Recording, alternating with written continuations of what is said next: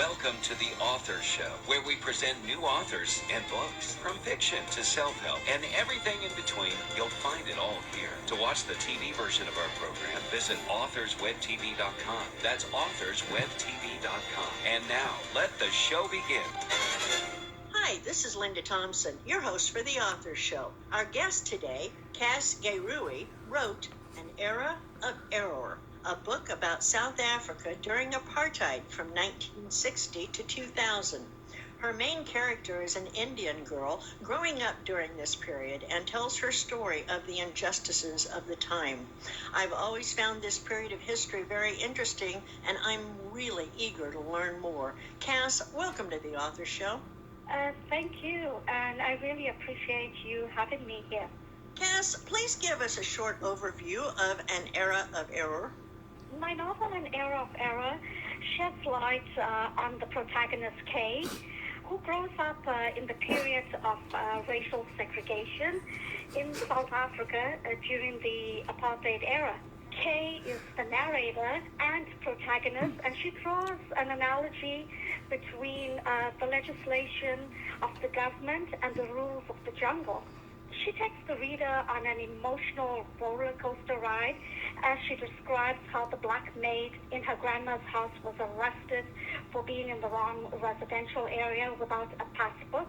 A passbook is equivalent to a passport. And like many other teenagers, she hangs out with friends at the beach, at the park, which is total paradise, I would say a utopian society. However, they are haunted by the signs of the apartheid system. At the university, Indian students demonstrated and demanded that Nelson Mandela be released from Robben Island, and the police entered, and a lot of students were brutally beaten up.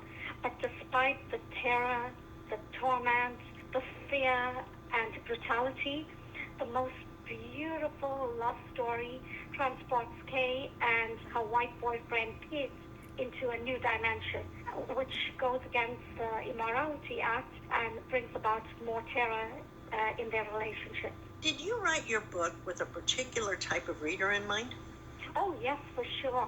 The age group that I appeal to are young adults and adults. My protagonist and narrator is Kay, as I mentioned earlier. She mirrors the life of young adults. Her life is emotional and in the center of all drama. Young adults gain a deeper insight into the apartheid era with the contemporary images of the life of a young East Indian girl growing up in South Africa. And besides that, it has all the elements of a story. The story begins, the rise in action, the climax, the denouement, and catastrophe. And adults are also interested in my book because it deals with social injustices. And in our present society today, adults are very, very much involved in the social injustices or social issues such as racism or other social issues. What was the motivation for you to write An Era of Error? I'm teaching grade 12 English, I would say, since the year of the dinosaur. After years of teaching in a grade 12 English class, I've engaged in repeated anecdotes to my attentive students, and year in and year out, the students showed interest. So with the thirst of knowledge, they begged for more. So now I utilize this novel, An Era of Error, to place these anecdotes on page with fictional characters and an exciting plot. Do you feel there's another author that may have influenced your writing style? Yes, for sure.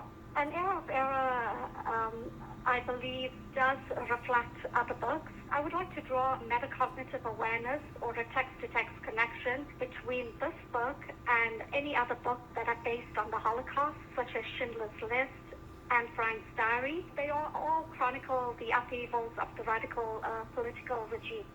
You were born in South Africa and have since migrated to Canada.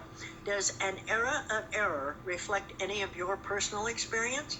Yes, an era of error does reflect on my life as a South African. I've been through and lived through the apartheid era of South Africa. Therefore, I would say my protagonist, Kay, does reflect on what I've been through. However, it's not just the experiences that I've been through, it's also the experiences of my imagination that prompted me to write this book. How did you arrive at the title for your book? I would say I played around with several titles, and I thought an era of error is more of a tongue twister. And South Africa, the apartheid era, is well known throughout the world, and it is an era of error. Although if I sum up my book, I would call it an era of terror. If you were writing an article introducing an era of error, what would the headline be? The headline of the article would be racial segregation in South Africa, which is also the major theme that runs through the novel An Era of Error, because it does reflect on the lives of Nelson Mandela and the great leader Mahatma Gandhi. Both were dominant figures and most influential leaders in the South African liberation movement. They stood in the path of tyranny and injustice to dismantle the apartheid system in South Africa. And the protagonist, Kate, does not fail to mention these great leaders that add to the plot of the story. Are your characters purely fictional, or did you draw from people you know? My characters are fictional. However, I did mention characters such as Nelson Mandela and Mahatma Gandhi. The other characters, I would say, stemmed purely from my wild imagination. If you could compare your book with any other, what would that book be? I would compare my book to Schindler's List, because Schindler's List does reveal and it does chronicle the upheavals of the radical political regime during the Holocaust.